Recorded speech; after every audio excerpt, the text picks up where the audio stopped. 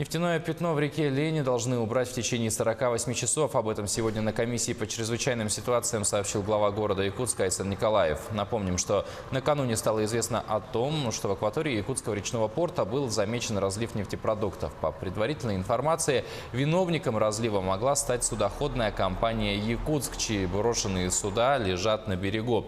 Как сообщил Николаев, проблема нависла еще раньше. Компании было дано поручение очистить акваторию, однако она его проигнорировала. Нефтепродукты из старого нефтесборщика могли попадать в грунт довольно длительное время, и сегодня, как минимум, он пропитался на 100 литров, а возможно и на несколько тонн.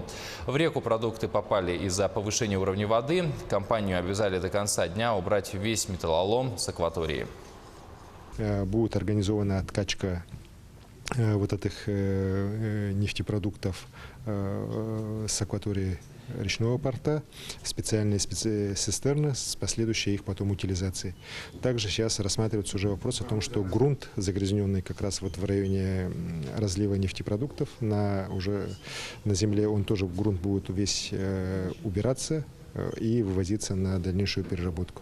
Мы дали также поручение виновнику судоходной компании «Якутск» немедленно до конца дня вывести весь металлолом, который скопился от разрезанного судна, так и остатки этого судна, которые как раз мы все считаем послужили причиной разлива этих нефтепродуктов.